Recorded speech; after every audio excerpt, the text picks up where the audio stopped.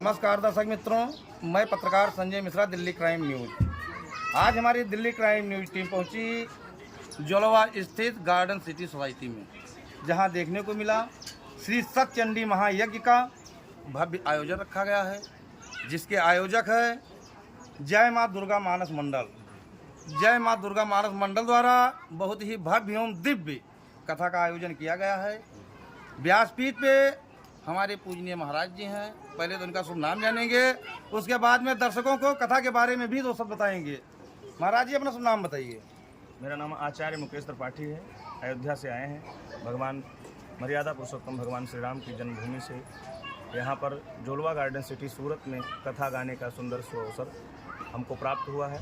और यहाँ पर माँ आदिशक्ति दुर्गा मित्र मंडल के द्वारा आयोजित यह पावन दिव्य आज 6ठम वर्ष, 5 वर्ष इससे पूर्व कथाएँ हो चुकी हैं, यज्ञ हो चुका है और अब की 6वां वर्ष इसका है। 6वें वर्ष में नवचंडी महायज्ञ एवं श्रीमद् भागवत कथा का दिव्य आयोजन किया गया है, जिसमें समस्त भक्तजन विगत 4 दिनों से भगवान की मंगलमयी कथा श्रवण कर रहे हैं, अपने जीवन को धन्य कर रहे हैं। महाराज जी, आपका ज़्यादा समय ना लेते हुए जी 2 शब्द में दर्शकों को बताइए। जी कथा के बारे में बताई दिए आप। महाराज जी, ये बताइए, जैसे नवयुवक पीढ़ियाँ हैं हमारी, आज की डेट में देखा जाए तो कहीं ना कहीं इधर से उधर हो जाते हैं, तो क्या अपने भागवत कथा से कुछ इन पे असर पड़ने वाला है?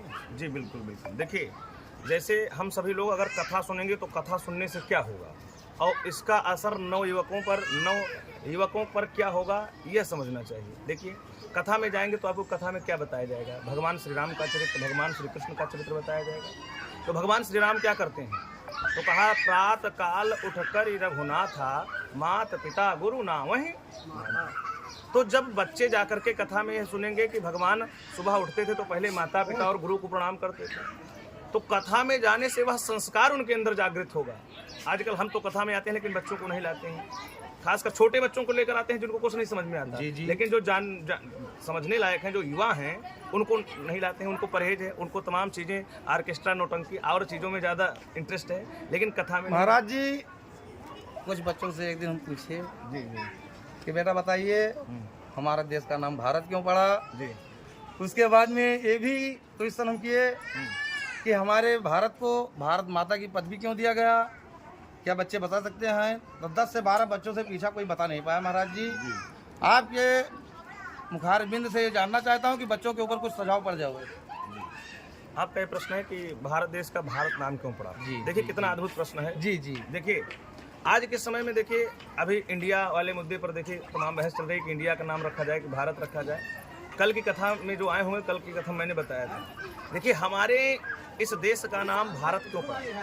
जी महाराज जी, 3 भरत हुए हैं हमारे इस पृथ्वी पर।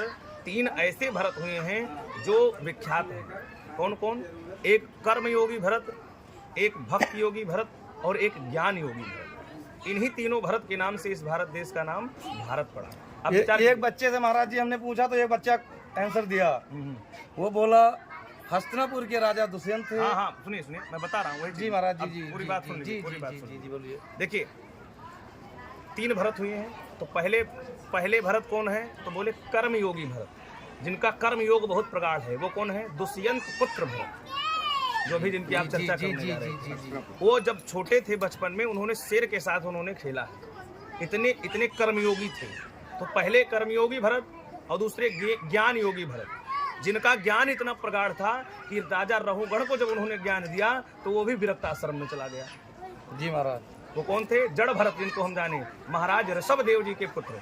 महाराज ऋषभदेव जो जैन धर्म के प्रथम प्रवर्तक थे, ऐसे उनके 100 पुत्र हुए, जिनमें से सबसे बड़े पुत्र श्री भरत जी महाराज थे, जो अंत में जड़ भरत के नाम से दूसरे जन्म में प्रसिद्ध हुए। तो ऐसे महाराज भरत जो ज्ञान योगी भरत थे, और तीसरे भक्ति योगी भरत। कौन भरत? भगवान श्री राम के भाई भरत।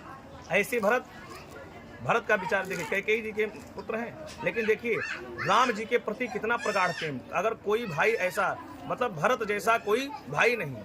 देखिए, कल मैंने एक जो है पूज्य महाराज जी का मैंने एक जो है सवैया मैंने कहा था कि भरत सो भ्रात नहीं है, जो है भरत जैसा कोई भाई नहीं।